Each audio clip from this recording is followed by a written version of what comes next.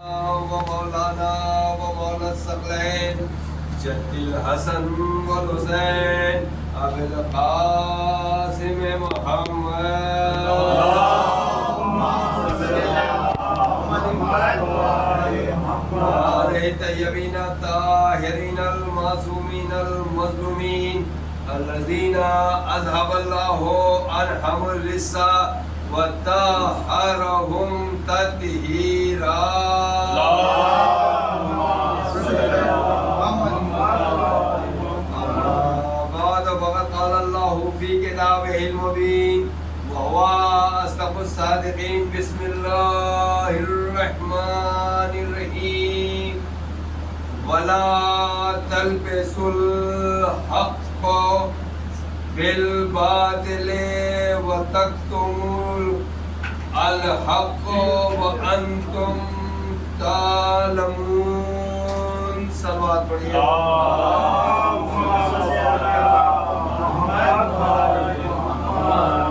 امید سے گزارش ہے کہ تھوڑا سا اور آگے آ جائیں تاکہ مجلس جس عنوان پہ میں پڑھنا چاہتا ہوں اور اربعین کی یہ مجلس ہے اور یہ تصور رہے کہ امام حسین علیہ السلام کی بہن جناب زینب سفر طے کر کے کربلا مولا پہنچ چکی ہیں کیونکہ کربلا میں آج اربعین پہنچ چکی ہے. ایک صلوات پڑھیے.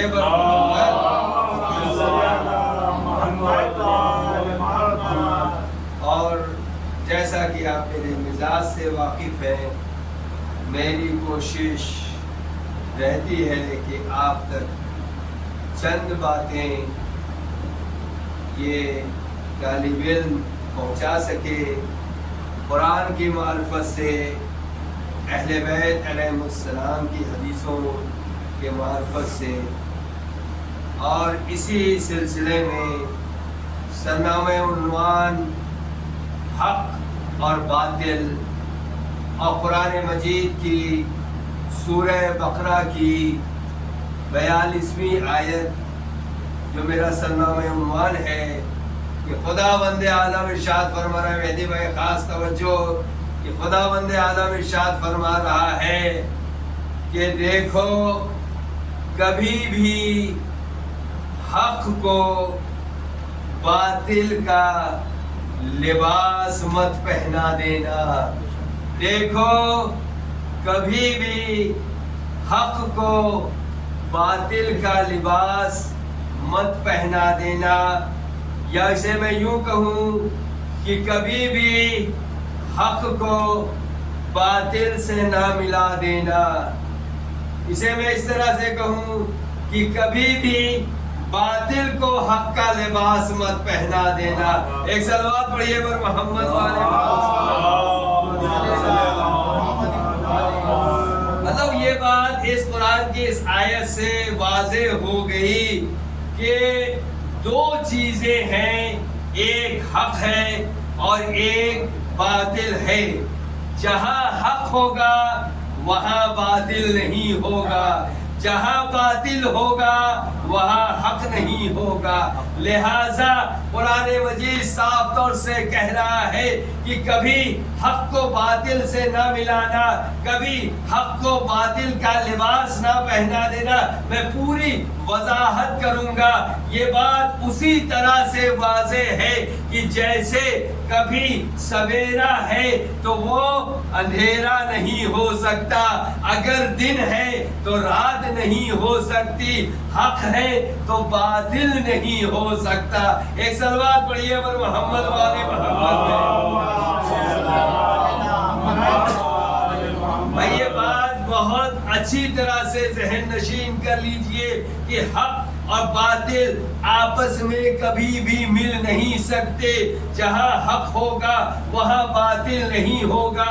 اسی لیے تین طرح کے لوگوں کا ذکر ہوا ہے قرآن مجید میں بھی اور حدیثوں میں بھی کہ وہ لوگ جو حق پر موجود ہیں، وہ لوگ جو باطل کی پیروی کرتے ہیں، اور وہ کچھ لوگ جو حق پہ بھی رہنا چاہتے ہیں اور باطل کے ساتھ بھی رہنا چاہتے ہیں. تو ایسے لوگوں کے لیے قرآن مجید ارشاد فرما رہا ہے کہ انہی کو منافقین کہا جاتا ہے. تو آخر یہ وجہ کیا ہے ہے تو یاد رکھیے گا کہ حق اور باطل، کیونکہ امام حسین علیہ السلام کا جو جملہ تھا کہ جب یزید ملعون نے امام حسین علیہ السلام سے بیعت کا مطالبہ کیا تو امام حسین نے کیا ارشاد فرمایا؟ امام حسین نے یہی ارشاد فرمایا کہ جو حسین جیسا ہوگا وہ یزید جیسے کی بیعت نہیں کرے گا۔ تو اب یہ تا قیامت تک دلیل بن گئی کہ جہاں پر حق ہوگا وہ کبھی باطل کی بیعت نہیں کرے گا۔ ایک صلوات پڑھیے پر محمد والے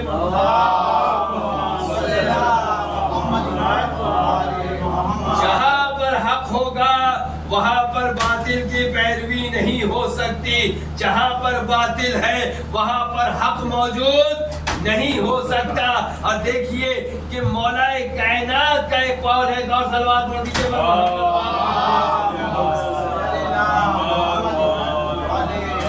بھائی، ایک اور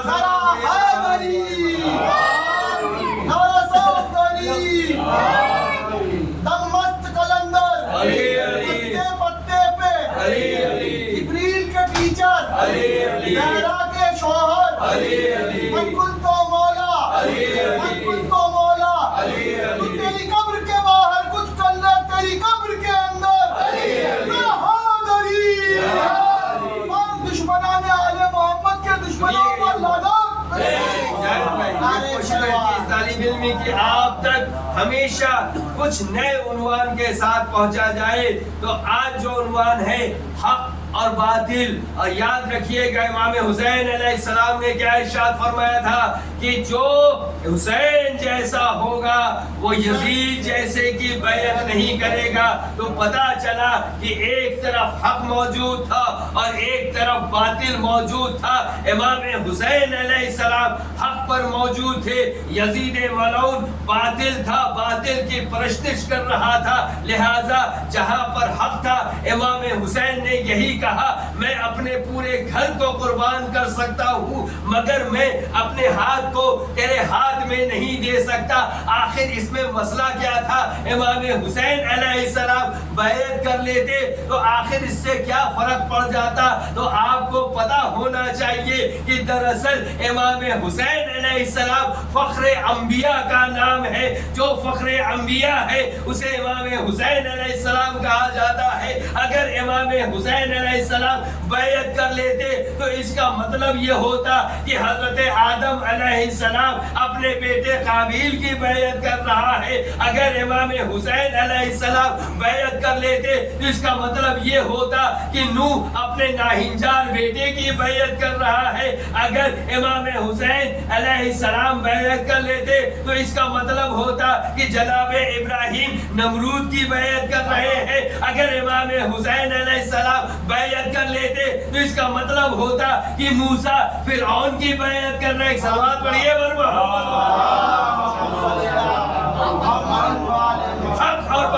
حق اور باطل اسی بات کو میں آگے بڑھانا چاہتا ہوں کہ اگر امام حسین علیہ السلام بیعت کر لیتے تو اس کا مطلب یہی ہوتا کہ رسول خدا نے ابو جہل اور ابو لہب کی بیعت کر لی۔ ادھر رسول خدا نے ابو جہل ابو لہب کی بیعت سے انکار کر کے یہ کہہ دیا کہ میرے ہاتھوں پر تم ایک ہاتھ پر چاند رکھ دو، ایک پر سورج رکھ دو، پھر بھی میں کلمہ لا الہ کی تبلیغ کرتا رہوں گا۔ ایک صلوات پڑھیے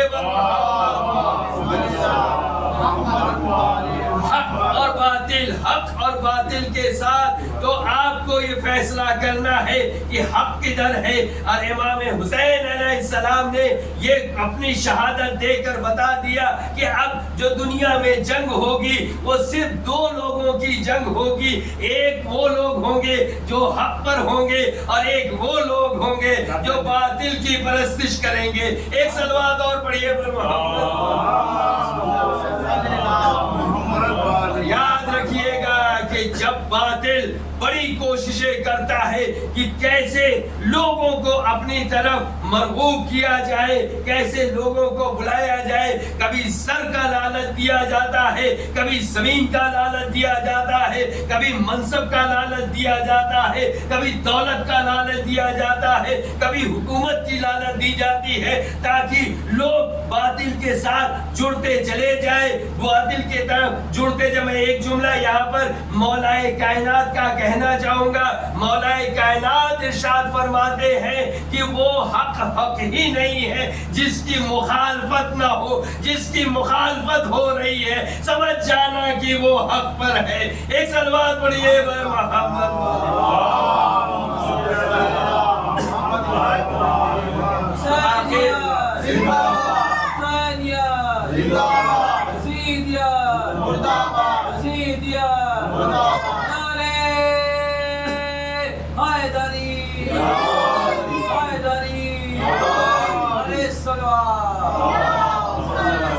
آخر کیا مسئلہ تھا عمر سعد کے ساتھ جو اتنا بڑا لشکر لے کر کربلا میں امام حسین علیہ السلام کو قتل کرنے کے لیے آ گیا؟ آپ کو پتا ہونا چاہیے کہ جو یزیدی لشکر کا کمانڈر ان چیف تھا وہ عمر سعد یا پیسر سعد کہا جاتا تھا. اور سعد رسول اللہ کے صحابیوں میں سے گزرے تھے، اور اس کے بارے میں مولا کائنات نے یہ کہہ دیا تھا کہ یاد رکھنا ایک دن وہ آئے گا تو کہ تو میرے لال امام حسین علیہ السلام کا قاتل ہوگا. اس نے کہا میں تو حافظ قرآن ہوں، میں تو نمازی ہوں، میں تو کلمہ لا الہ پڑھتا ہوں. بھائی دیکھیے دلیل یہ نہیں ہو سکتی ہے کہ آپ کلمہ لا الہ پڑھ رہے ہیں، دلیل یہ نہیں ہو سکتی ہے کہ آپ حافظ قرآن ہیں. دلیل یہ ہے کہ کیا آپ حق پر ہیں یا آپ باطل پر ہیں. بھائی یہ اللہ کو اچھی طرح معلوم تھا. بھائی سمجھ رہے ہیں میری بات؟ اللہ کو یہ بات معلوم تھی، اس لیے اللہ نے قرآن مجید میں ارشاد فرما دیا کونوا مع الصادقین، صادقین کے ساتھ رہو جو تقوی کرتے ہیں اور وہ لوگ جو پرہیزگار ہے. تو اللہ نے صاف طور سے نشانی بتا دی کہ اللہ کے طرف جو ہوں گے، حق کی طرف جو ہوں گے وہ صادقین میں سے ہوں گے، وہ تقوی کریں گے، وہ پرہیزگار ہوں گے. ایک صلوات پڑھ دیجئے پر محمد والے اس سے بہتر صلوات پڑھیے پر محمد والے.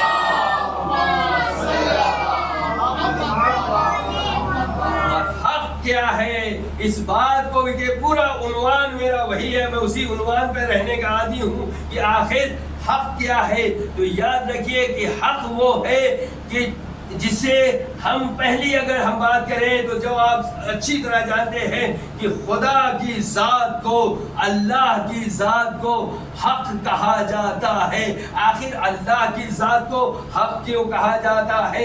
تو اب یہ بات واضح ہے، دلیل سامنے ہے کہ پوری کائنات کو بنانے والا اللہ ہے، زمین کو بنانے والا اللہ ہے، آسمان کو بنانے والا اللہ ہے، یہ تمام ستاروں کو بنانے والا اللہ ہے، تمام کہکشاں کو بنانے والا اللہ ہے، تمام نظام شمسی کو بنانے والا اللہ ہے. اور ان سب کے بیچ میں جو اللہ نے تمام چیزیں معین کی ہے ان میں اللہ نے اس طرح سے انہیں معین کیا ہے کہ سورج اپنی جگہ پر موجود ہے، چاند اپنی جگہ پر موجود ہے، ستارے اپنی جگہ پر موجود ہے. یعنی ان میں ایک ایسا توازن بنا رکھا ہے کہ اپنی جگہ سے یہ جنبش نہیں کر سکتے ہیں. اگر انہیں چلنا ہے تو اپنی چال پر ہی چلیں گے. ایک صلوات اور پڑھیے پر محمد. ذات اللہ کیا ہے؟ ذات اللہ کیا ہے کہ جو تمام کہکشاں کو بنانے والا ہے، جسے ہم انگلش میں گیلیکسیز کہتے ہیں. بھائی تھوڑا میں چاہتا ہوں کہ پڑھے لکھوں کا مجمع ہے، علمی بات آپ کے سامنے ہو. اور ہر کہکشاں کے ساتھ بہت ساری نظام شمسی موجود ہے. دنیا میں صرف یہی ایک گیلیکسی نہیں ہے جس میں آپ رہتے ہیں، یہ نظام شمسی نہیں ہے، بلکہ اس کے علاوہ بھی ہزاروں نہیں، لاکھوں نہیں، کروڑوں دنیا میں اس سے بڑے سورج بھی موجود ہیں، اس سے بڑے بڑے زمین سے بڑے ٹکڑے موجود ہیں جن کے بارے میں آپ جانتے نہیں ہیں۔ تو اللہ کی ذات وہ ہے جس نے زمینوں آسمانوں کائنات کو خلق کر کے بتا دیا کہ اللہ حق ہے، اور حق کا لفظ اللہ کے لیے استعمال ہوتا ہے۔ دوسرا میں جو بات آپ تک پہنچانا چاہتا ہوں کہ قرآن مجید بھی حق ہے۔ آخر قرآن مجید کیوں حق ہے؟ کیونکہ دراصل قرآن مجید کچھ اور نہیں بلکہ اللہ کے علم کا نام قرآن ہے۔ ایک صلوات پڑھیے،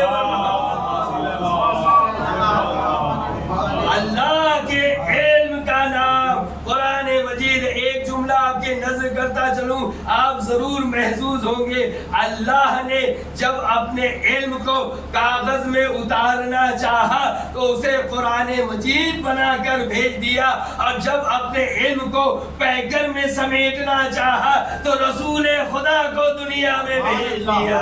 ایک صلوات پڑھیے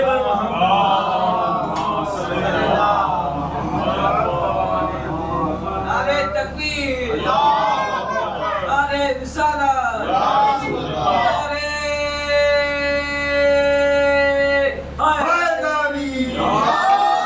حیدری، نعرہ صلوات۔ حق آپ کا کیا ہے اسے سمجھیے۔ اور چوتھے امام زین العابدین علیہ السلام کتاب کا حوالہ دیتا چلوں، رسالت الحقوق۔ میں 2-3 کتابوں سے پڑھ رہا ہوں، رسالت الحقوق اور اس کی شرح سے، اور علامہ امینی کی الغدیر کی کتاب سے چند واقعات میں نے وہاں سے لیے ہیں، اور رسالت الحقوق اور اس کی شرح سے میں پڑھ، اور آپ تک میں کچھ میسج پہنچانا چاہوں گا، کیونکہ دراصل ممبر اس لیے بنا ہے کہ یہاں سے حق بات کی جائے۔ ایک صلوات پڑھیے چودھے امام ارشاد فرما رہے ہیں کہ اللہ حق ہے، تمہارا نفس حق ہے، انبیاء حق ہیں، امام حق ہے۔ تمہارے اوپر حق کس کس کا ہے؟ امام ارشاد فرما رہے ہیں تمہارے اوپر تمہاری ماں کا حق ہے، تمہارے اوپر تمہارے باپ کا حق ہے، آپ کے اوپر آپ کے ہمسائے کا حق ہے، آپ کے اوپر آپ کی اگر شادی شدہ ہے تو آپ کی زوجہ کا حق ہے، آپ کے اوپر دشمن کا بھی حق ہے، آپ کے اوپر نماز کا حق ہے، آپ کے اوپر روزے کا حق ہے، اگر حج واجب ہے تو حج کا بھی حق آپ کے اوپر ہے، زبان لسان جسے کہتے ہیں لسان کا حق ہے، چشم آنکھ کا حق ہے آپ کے اوپر، دست یعنی ہاتھ کا حق ہے، پا یعنی پیروں کا حق ہے۔ ایک صلوات پڑھیے گا۔ امام ارشاد فرما رہے ہیں خدا کا حق ہے، نبی کا حق ہے، زبان کا حق ہے، ماں باپ کا حق ہے، ہمسایوں کا حق ہے، بھائی کا حق ہے، یہاں تک کہا جا رہا ہے کہ دشمن کا بھی حق ہے، ہمسائے کا حق ہے، زبان کا حق ہے، آنکھ کا حق ہے، کان کا حق ہے، ہر چیز کا، دست یعنی ہاتھ کا حق ہے، پیر کا حق ہے، یہ تمام چیزوں کا حق تم پر قرار دیا گیا ہے، لہذا تم اپنے اس حق کو پورا کرو۔ زکوٰۃ کا حق تمہارے اوپر ہے، صدقہ کا حق تمہارے اوپر ہے۔ بھائی صدقے کا حق کا کیا معنی ہے؟ صدقہ اس لیے دیا جاتا ہے کہ صدقہ آپ پر آنے والی مصیبتوں کو ٹال دیتا ہے، اور صدقے کے عوض آپ کو جنت میں اعلیٰ مقام ملتا ہے۔ ایک صلوات پڑھیے پر محمد۔ میں یہ باتیں ایسے ہی نہیں کہہ رہا ہوں بلکہ پوری دلیل کے ساتھ کہنا چاہتا ہوں کہ مولا کائنات علی ابن ابی طالب نہج بلاغہ میں شہزاد بھائی یہ بات کہ نہج بلاغہ میں ارشاد فرما رہے ہیں کہ انسان، دیکھیں کیا مولا کے جملے ہیں، انسان چربی سے دیکھتا ہے، انسان چربی سے دیکھتا ہے، انسان گوشت کے ٹکڑے سے بولتا ہے، انسان ہڈی سے سنتا ہے، انسان سوراخ سے سونگھتا ہے۔ آج جب پوری سائنس نے ریسرچ کر لیا تو دراصل آنکھ کو کچھ اور نہیں پایا بلکہ اسے چربی کا بنا ہوا پایا، زبان کو کچھ اور نہیں پایا بلکہ گوشت کے ٹکڑے سے بنا پایا، کان کے حصے میں کچھ اور نہیں پایا بلکہ ہڈی کو پایا، اور ناک میں کچھ اور نہیں پایا بلکہ سوراخ کو پایا۔ ایک صلوات پڑھیے پر محمد والے۔ یہ دلیل ہو گئی نا بھائی آپ کے پاس کہ انسان وہ ہے، لہذا رسول خدا ارشاد فرما رہے ہیں۔ اب یہاں سے غور سے سنیے گا اور اس یہاں سے ممبر سے رسول خدا کی اس حدیث کو لے کر جائیے گا کہ رسول خدا ارشاد فرما دے۔ کئی بار لوگ کہتے ہیں کہ آخر خاموشی کیوں؟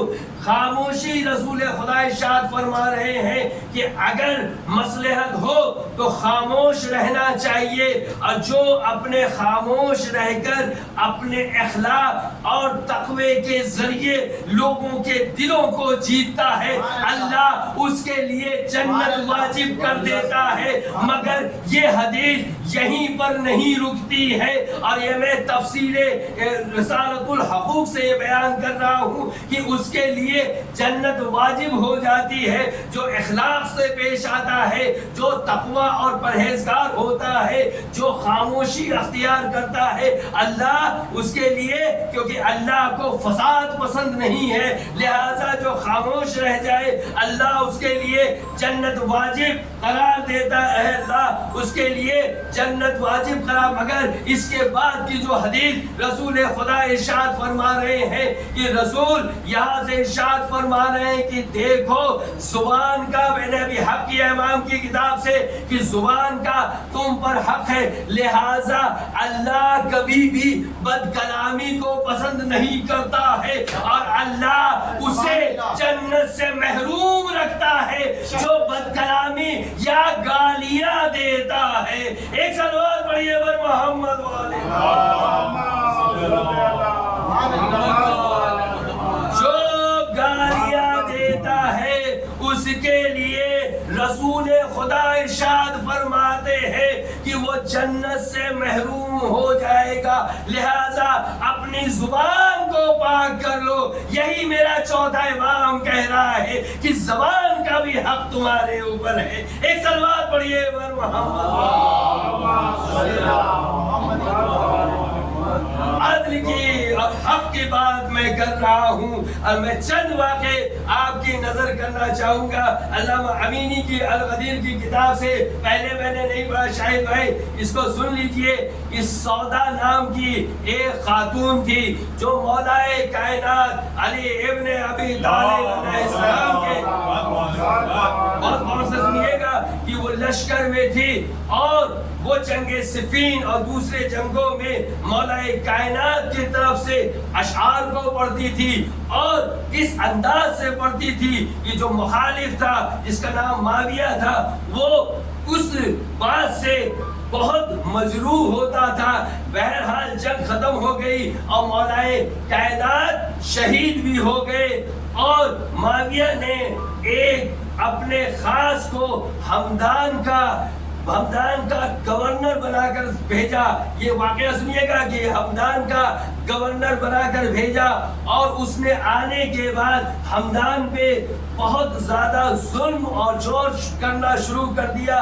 ایسے میں یہ جو سودا نام کی عورت تھی وہ حق کے لیے کھڑی ہو جاتی ہے اور جا کر معاویہ کے دربار میں چلی جاتی ہے، اور جانے کے بعد اس سے کہتا، میں پھر سے کہہ دوں کہ حق اور باطل ایک طرف نہیں ہو سکتا، جو مولائے کائنات سے جنگ کرنے آئے وہ حق پر نہیں ہو سکتا۔ جناب ایک صلوات پڑھیے پر محمد والے محمد۔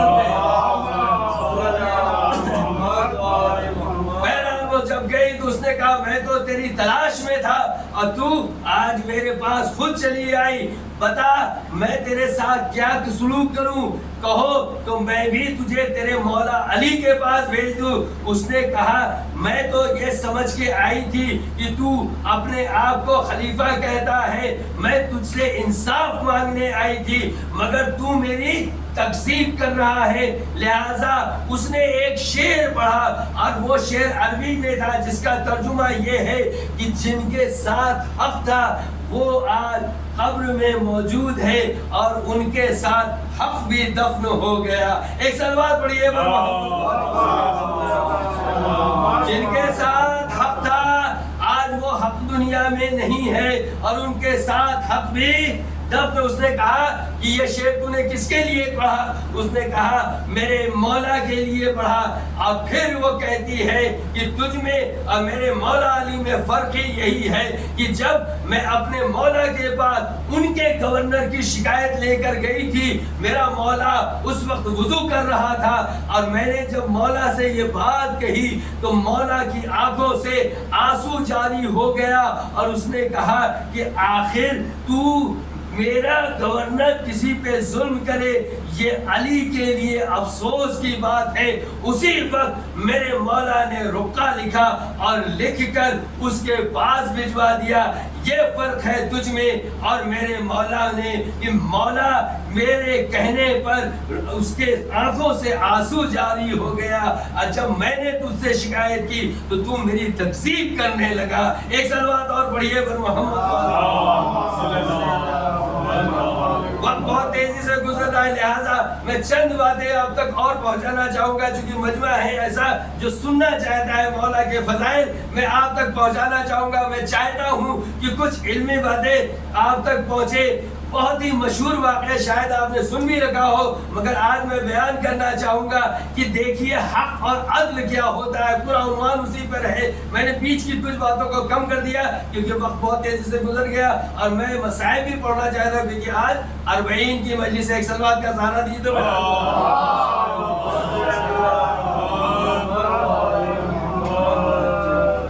مولا کائنات کے دور میں دو شخص، مشہور واقعہ شاید آپ نے سنا بھی ہو جناب، مولا کے دور میں دو شخص جن کے پاس ایک شخص کے پاس 3 روٹیاں تھیں، سنیے گا اور ماہی، اور دوسرے شخص کے پاس 5 روٹیاں تھیں۔ دونوں شخص سفر پہ گئے، جب سفر پہ نکلے راستے میں ان کے پاس ایک شخص اور آ گیا اور جب کھانے کا وقت ہوا تو پہلے جس کے پاس 3 روٹیاں تھی اس نے نکالی اور جس کے پاس 5 روٹیاں تھی اس نے بھی اپنی 5 روٹیاں نکالی۔ سب نے مل کر برابر سے کھانے کو کھایا، روٹیوں کو کھایا۔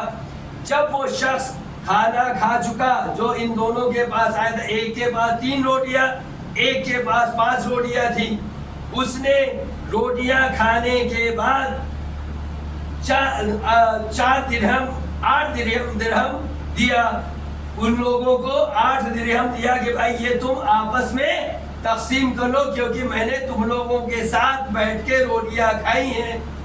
اب جس کے پاس 3 روٹیاں تھی اس سے 5 روٹی والے نے کہا کہ چونکہ تیرے پاس 3 روٹی تھی تو 3 درہم لے لے، میرے پاس 5 روٹیاں تھی میں 5 درہم لے لوں گا۔ کہا یہ انصاف اور حق کی بات نہیں ہے، میرے پاس جتنا تھا وہ میں نے دے دیا، تیرے پاس جتنا تھا تو نے بھی دے دیا، لہذا اب آدھا آدھا ہونا چاہیے۔ 4 درہم میں لوں 4 درہم تو بھی لے۔ اس نے کہا نہیں، چونکہ میرے پاس روٹیاں زیادہ تھی میں 5 درہم ہی لوں گا۔ جب آپس میں نا اتفاقی بڑھی تو مولا کائنات کے پاس آئے۔ مولا کائنات نے جس کے پاس 3 درہم 3 روٹیاں تھی کہا دیکھ تو 3 درہم لے لے، فائدے میں رہے گا۔ کہا مولا میں تو آپ کا انصاف کے لیے آیا ہوں دلیل کے ساتھ، اگر آپ انصاف کرتے مجھے قبول ہے۔ کہا تجھے نقصان ہو جائے گا۔ کہا کیسے؟ کہا ٹھیک ہے اب جب تو نہیں سمجھ رہا ہے تو میں تجھے سمجھا دوں، چل تیرے پاس 3 روٹیاں تھی اس کے 3 حصے بانٹ دے۔ جب اس نے اس کو 3 حصوں میں تقسیم کیا تو 9 حصے بنے۔ جس کے پاس 5 روٹیاں تھی اس نے جب 3 ٹکڑے کیے تو اس کے 15 حصے بنے، ٹوٹل 24 حصے بن گئے۔ بھئی آپ سمجھ رہے ہیں نا، ٹوٹل 24 حصے بنے، سب نے برابر سے کھایا۔ مولا نے کہا تیری 3 روٹیوں کے 9 حصے بنے، اس کا مطلب یہ ہوا کہ تو نے 8 حصے تو خود ہی کھا لیے، 1 حصہ مہمان کو کھلایا، لہذا تو اب 3 درہم کا نہیں 1 درہم کا حقدار ہے۔ چونکہ اس نے اپنی روٹیاں کھلانے کے باوجود اس کے پاس 3 حصے بچ رہے تھے، لہذا یہ اب 4 نہیں بلکہ 7 درہم کا حقدار ہے۔ جب اس نے مولا کا یہ فیصلہ سنا، اس نے کہا مولا بے شک آپ حق ہیں اور حق آپ کے ساتھ ہے۔ ایک صلوات پڑھیے پر محمد۔ بات واضح ہوئی کہ نہیں ہوئی کہ جس کی 3 روٹیاں تھی اس کے 9 حصے بنے، جس کے پاس 5 روٹیاں تھی اس کے 15 حصے، 8 حصے سب نے کھائے، تو 15 حصے والے کے بعد 7 حصے بچے، اور جس کے پاس 3 روٹیاں تھی اس کے پاس صرف 1 حصہ بچا۔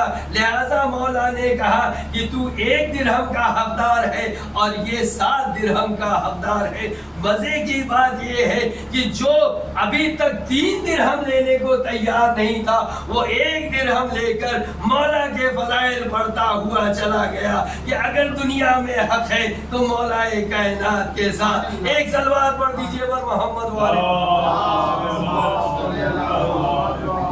مولا کائنات، اور میں نے کہا کہ حق مولا کے ساتھ ہے اور مولا حق کے ساتھ ہے، اور یہ خدا کے رسول کی حدیث۔ ایک صلوات پڑھیے تو میں حدیث پڑھیے،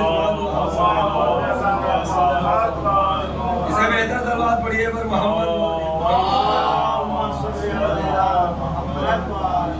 رسول خدا ارشاد فرماتے ہیں کہ علی ما الحق والحق ما علی، علی حق کے ساتھ ہے اور حق علی کے ساتھ ہے۔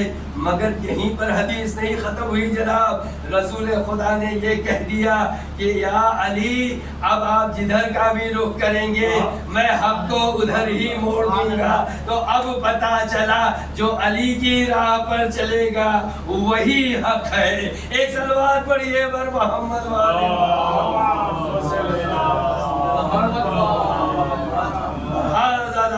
آج 40 کے شب کی مجلس ہے، میں نے اپنے عنوان کو روکا مگر چند فضائل میں یہاں پر پڑھنا چاہوں گا، کیونکہ آج مولا حضرت عباس کا علم برآمد ہونے والا ہے، اور جو لوگ یہاں پر پہلی بار آئے ہیں ان کو بتاتا چلوں کہ یہ جو علم سجا ہوا ہے یہ مولا حضرت عباس علیہ السلام کا کربلا کے ان کے حرم کے گنبد کا اصل پرچم ہے، اور یہ جو علم سجا ہوا ہے یہ مولا امام حسین علیہ السلام کے حرم کا کربلا کا یہ علم ہے۔ یہ دونوں علم بہت ہی زیادہ متبرک ہے۔ انہی علم کے سائے میں بیٹھ کر آج یہ مجلس عزا ہو رہی ہے۔ آپ کو اللہ امام حسین علیہ السلام اور مولا عباس کی زیارت نصیب کرے، مگر آپ ذرا تصور کر لیجئے کہ ایک جگہ ہے جسے ہم بین الحرمین کہتے ہیں کہ ایک طرف مولا حسین کا روضہ ہے، ایک طرف مولا عباس کا ہے۔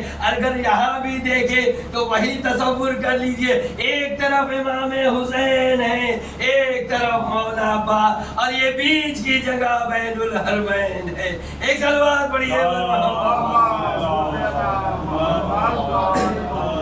امام جناب مولا کائنات نے جب جناب زینب، چونکہ میں نے پورے عنوان کو چھوڑ دیا، کربلا میں آج کی تاریخ میں چہلم 40 ہو چکا ہے۔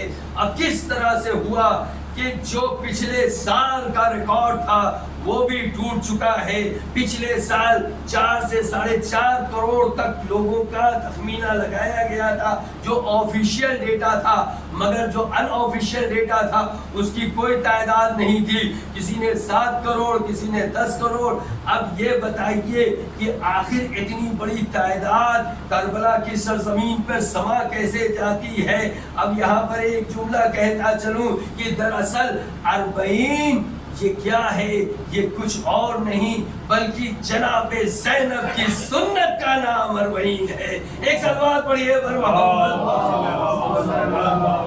کیونکہ جناب زینب اپنے بھائی امام حسین علیہ السلام کا چہلم 40واں منانے کربلا آئی تھی، لہذا پوری دنیا میں امام حسین کا یہ بات معلوم ہونی چاہیے بچوں کو کہ آخر ہم چہلم 40واں کیوں مناتے ہیں؟ اس لیے مناتے ہیں کہ جناب زینب کربلا کے میدان میں آئی تھی، اور زینب کا معنی ہوتا ہے زینو، اب جو اپنے باپ کی زینت ہو اسے زینب کہا جاتا ہے۔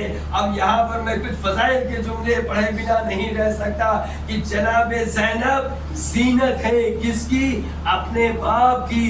باپ کون ہے؟ مولائے کائنات۔ مولائے کائنات کون ہے؟ مولائے متقیان، مولائے کائنات امام مبین، مولائے کائنات امیر المومنین۔ تو جو امیر المومنین کی زینت ہو، جو مولائے متقیان کی زینت ہو، جو امام مبین کی زینت ہو، میں اس سے آگے کہنا چاہوں گا جو لسان اللہ کی زینت ہو، جو مجد اللہ کی زینت ہو، جو عین اللہ کی زینت ہو، جو ید اللہ کی زینت ہو، جو لفظ اللہ کی زینت ہو، اسے جناب زینب کہا جاتا ہے۔ ایک صلوات پڑھیے اس سے بہتر صلوات پڑھیے سے جناب زینب کہا جاتا ہے۔ اب ذرا تصور کیجئے کہ آج کربلا کے میدان کربلا میں کتنے لوگ آئے۔ اس کا ابھی کوئی آفیشل ڈیٹا نہیں آیا، مگر لوگوں نے بتایا کہ پچھلے سال سے بھی زیادہ مجمع تھا۔ اور مزے کی بات یہ ہے کہ اگر کربلا کی آبادی دیکھ لیجئے تو مشکل سے 3 کروڑ 2 کروڑ سے بھی زیادہ نہیں ہے۔ تو اتنی بڑی آبادی جب آ جاتی ہے، اتنا بڑا ہجوم آ جاتا ہے، تو آخر انہیں روٹیاں کہاں سے ملتی ہے؟ ان کے لیے رہنے کا بندوبست کہاں ہوتا ہے؟ ان کے تعاون کا انتظام کیسے ہوتا ہے؟ ایک جملہ یہاں پر بولتا چلوں کہ ابا عبداللہ امام حسین علیہ السلام نے ابھی کسی کو بلایا نہیں تو کا ایک نہیں بلکہ 6 سے 7 کروڑ لوگ پہنچ رہے ہیں۔ جس دن میرا مولا حسین، بلکہ میں یوں کہہ دوں کہ جس دن آخری امام بلائے گا اس دن کیا ہجوم ہوگا۔ ایک صلوات پڑھیے پر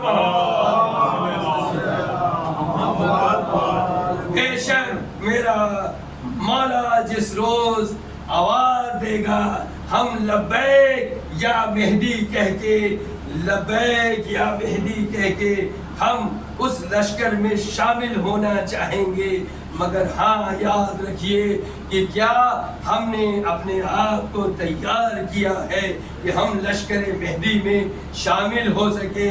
اپنے نفس کو پاکیزہ کر لیجئے، اپنے آپ کو آمادہ کر لیجئے کہ جب وہ دن آئے کہ ہمارا امام ہمیں آواز دے کہ اب گھروں سے باہر نکل آؤ، تو ہم اس لائق ہوں، ہماری زبان اس لائق ہو، ہمارا کردار اس لائق ہو، ہمارا نفس اس لائق ہو، ہمارا جسم اس لائق ہو، ہم اس طرح سے پاک و پاکیزہ ہوں کہ اپنے امام کی نصرت کے لیے جا سکے۔ ایک صلوات اور پڑھیے بر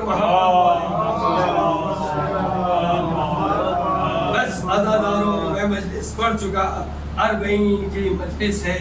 ذرا تصور کیجئے کہ کربلا کے اس منظر کو ہم گریہ کرتے ہیں، بے شک ہم آنسو بھی بہاتے ہیں، ہم روتے بھی ہیں امام حسین علیہ السلام کی بے کسی پہ کہ امام حسین علیہ السلام کا لاشا بے گور و کفن پڑا رہا۔ امام حسین کے لاشے کو گھوڑوں سے پامال کیا گیا، اور اس طرح سے پامال کیا گیا کہ امام حسین علیہ السلام کے جسم کی تمام ہڈیاں ٹوٹ گئی۔ اللہ اکبر! امام حسین کون ہیں؟ امام حسین وہ ہیں جنہیں رسول خدا نے اپنے گود میں پالا تھا۔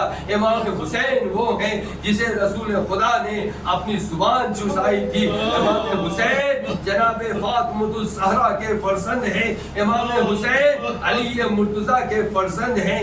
آخر امام حسین پر اتنا ظلم کیوں کیا گیا؟ ظلم اس لیے کیا گیا کہ امام حسین نے یہی کہا تھا کہ مجھے اپنی جان کو گنوانا پڑے، میں اپنی جان کی شہادت کو قربان کر دوں گا، میں شہادت دے دوں گا، اپنے گھر کو قربان کر دوں گا، مگر مگر میں اپنے نانا کے دین اسلام پر آنچ نہیں آنے دوں گا. لہٰذا امام حسین علیہ السلام نے ایسی بے مثال قربانی دی، ایسی بے مثال قربانی دی کہ جس کی مثال نہیں ملتی. ایسی قربانی کہ جس میں انصار بھی شمار تھے، جس میں اقربا بھی شمار تھے، جس میں عیسیٰ بھی شمار تھے. اور آزادارو امام حسین کے جو بچے شہید ہوئے ان میں ایک 18 سال کا بیٹا علی اکبر شہید ہوا. بس اتنا نہیں بلکہ ایک 6 مہینے کا بچہ علی اصغر بھی شہید ہوا. آزادارو اسی لیے ہم گریہ کرتے ہیں جو ظلم ہوا امام حسین علیہ السلام پہ. بس امام حسین کا ایک بیٹا جو بیمار تھا، جسے ہم عابد بیمار زین العابدین کہتے ہیں، وہ موجود تھا. آزادارو ہم گریہ اس لیے کر رہے ہیں نا کہ امام حسین علیہ السلام کو شہید کر دیا گیا. امام حسین علیہ السلام کے لاشے پہ گھوڑے چلائے گئے. جب میں مقتل کو پڑھ رہا تھا تو یہ تاریخ لکھا ہوا تھا کہ جب امام حسین کے لاشے پر گھوڑے چلائے گئے، امام حسین کے جسم کی ہڈیاں ٹوٹ کر باہر نکلنا شروع ہو گئی. اللہ اکبر، اللہ اکبر. آپ گریہ کر رہے ہیں، کس بات پہ گریہ کر رہے ہیں کہ ایک ذاکر نے آپ کو یہ ظلم سنایا کہ امام حسین پہ کیا ظلم ہوا. مگر ذرا تصور کیجئے اس بہن زینب نے جب یہ منظر اپنے آنکھوں سے دیکھا ہوگا، ارے اس بیٹے نے جب یہ منظر اپنے آنکھوں سے دیکھا ہوگا، اس کے کلیجے پر کیا گزری ہوگی. آزادارو حرمین کی مجلس میں جو مسائل پڑھے جاتے ہیں وہ مسائل میں آپ کے سامنے پڑھنا چاہتا ہوں کہ امام حسین کے خاندان کو جب اسیر کر لیا گیا اور ایک مدت کے بعد یزید ملعون نے رہائی کا حکم دیا. جب رہائی کا حکم ہوا ایک ایک کر کے بیویاں اس قید خانے سے باہر آنے لگی جس قید خانے میں اندھیرا تھا، جس قید خانے میں تنہائی تھی. آزادارو تمام بیویاں جب باہر آ گئی، جناب زینب نے فضہ سے پوچھا، فضہ ذرا یہ بتاؤ رباب نظر نہیں آ رہی ہے. ارے رباب کہاں ہے؟ اب جو جناب زینب قید خانے کے اندر گئی، جناب رباب ایک قبر سے لپٹ کر رو رہی تھی. آئیے کسی اور کی قبر نہیں، جناب سکینہ کی قبر تھی. آئی وہ بچی جسے وطن جانا تھا، امام حسین کی وہ بچی جو مولا حسین کے سینے پہ سر رکھ کے سوتی تھی. قید خانے میں جناب سکینہ کو قضا آ گئی. جناب زینب نے کہا، اے بی بی رباب، یزید ملعون نے ہمیں رہائی کا حکم دے دیا ہے. جناب زینب سے رباب نے کہا، اے زینب تمہیں معلوم ہے نا، تمہیں معلوم ہے نا، ارے میری بیٹی سکینہ کو اندھیرے سے ڈر لگتا ہے. ہائے رے رباب، جس کا ایک بیٹا علی اصغر کربلا میں شہید ہو گیا، ایک بیٹی زندان شام میں. آزادارو اہل حرم کی رہائی ہوئی. یزید ملعون نے کہا چاہے تو آپ یہاں رہے، چاہے مدینے چلے جائے. جناب زینب نے کہا سید الساجدین یزید سے کہو ہمیں ایک مکان مہیا کرا دے، ہم اپنے ورثہ کو رو نہیں پائے. یہ پہلی مجلس تھی جو منعقد کی گئی. آزادارو گریہ کریے. جب مجلس شروع ہوئی جناب زینب آگے بڑھی، سید الساجدین کا ہاتھ پکڑا. साजिदी मैं तुम्हें पुरसा देना चाहती हूँ। अली अकबर का पुरसा लो, आए मेरे लाल अली असगर का पुरसा लो, आए मेरे लाल जनाबे कासिम का पुरसा लो। अरे ये सुनना था सैयद साजिद ने कहा ऐ भूपी ज़ैनब आप भी पुरसा लीजिए। अरे अपने भाई हुसैन का पुरसा, अपने बेटे हो तो मोहम्मद का पुरसा, अपने कड़ियल जवान बेटे अली अकबर का पुरसा। आज़ादारो अब उसके बाद एक एक तबरुकात आना शुरू हुए। अली असगर का झूला आया मगर चला हुआ झूला था। जनाबे रुबाब आगे बढ़ी, झूले को गले से लगाया, ऐसा लगा एक माँ ने अपने बच्चे को गोद में ले लिया। जनाबे रुबाब ने कहा हाय रे ये गहवारा खाली है। अली असगर तुम कहो जनाबे अली जनाबे कासिम का सेना आया। मेरी आई में बरवा आगे बढ़ी। अली अकबर का जब कुर्ता आया, अरे उम्मे लैला ने कहा बरी मेरा कड़ियल जवान सब तबरुकात आते रहे। जब इमाम हुसैन का कुर्ता आया, जनाबे ज़ैनब ने कहा मेरा माजाया हुसैन, मगर दो तबरुकात ऐसे थे, दो तबरुकात ऐसे थे जिनको लेने वाला कोई नहीं था। शाम की औरतों ने कहा ऐसा लगता है इन बच्चों की माँ नहीं है।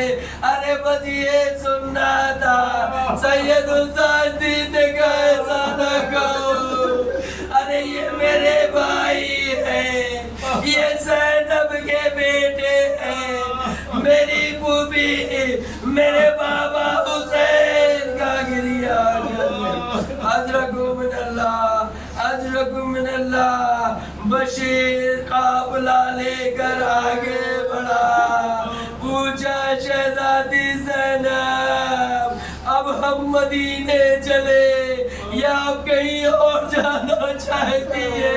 जनाबे ज़ैनब ने कहा बशीर काफिले को करबला की जानिब ले चलो। करबला की जानिब काफिला बढ़ा।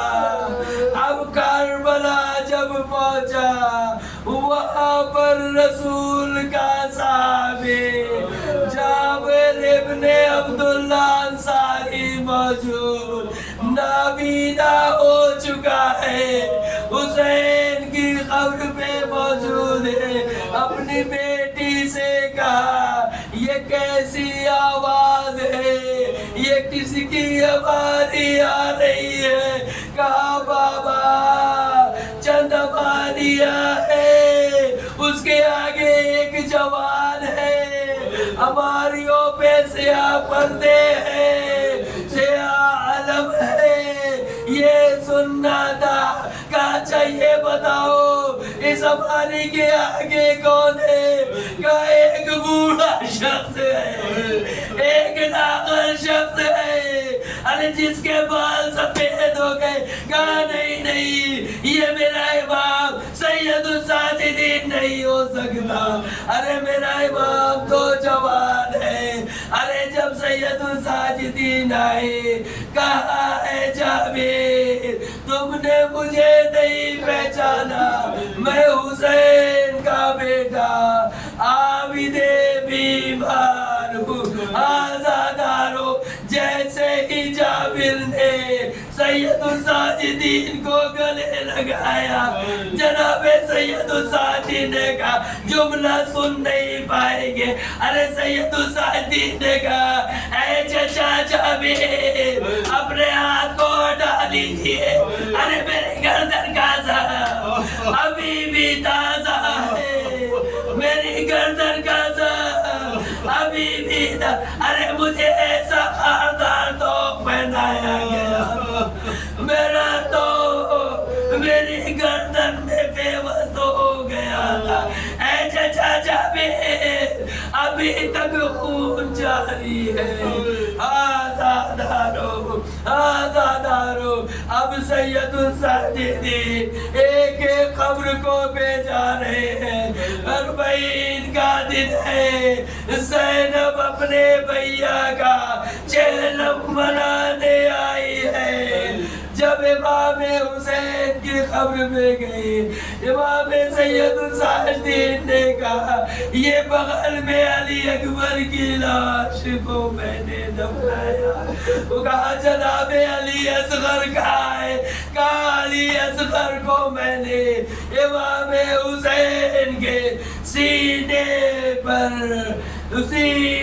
پر دفنایا تھا۔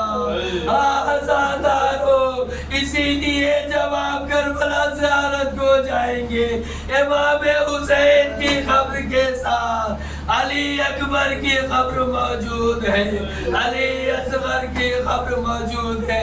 جب ایک ایک قبر پر جناب زینب گریہ کر چکی آخری مسائب، جناب زینب نے کہا اے بیٹا سید الساجدین، ارے میرا بھیا باہر، ارے اس کی قبر کہاں ہے؟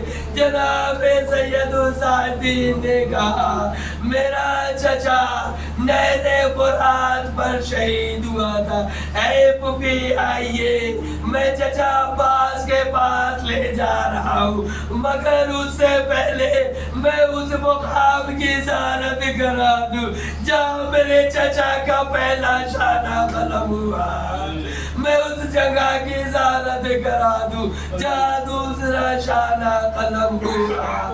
اب جب زینب عباس کی قبر پہ پہنچی، کیا دیکھا؟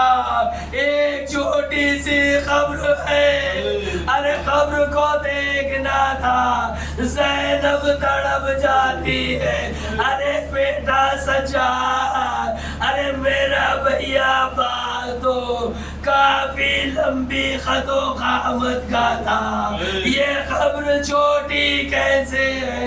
ارے سید الساجدین نے کہا جب عباس شہید ہو گئے، جب عباس شہید ہو گئے، ارے ملعون آگے بڑھے، عباس کے لاشے کے ٹکڑے کیے گئے، میں نے ایک ایک ٹکڑا اٹھایا اور اس قبر میں عباس کے لاش کے ٹکڑے میں نے اپنے ہاتھوں سے دفنائے۔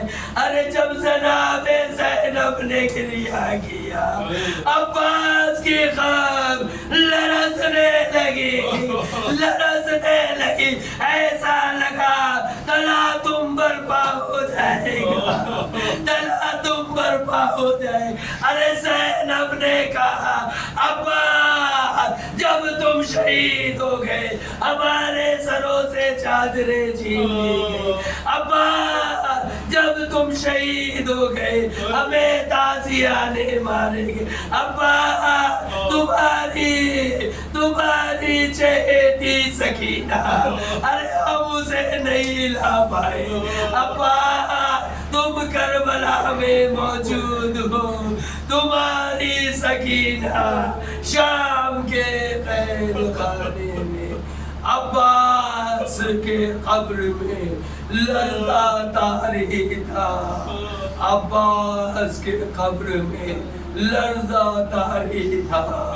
زینب اپنے بھیا حسین کا چہلم منانے کربلا میں آئی ہے۔ ہائے حسین، ہائے حسین، ہائے حسین، ماتم حسین، حسین حسین، حسین حسین، حسین حسین، حسین حسین، حسین۔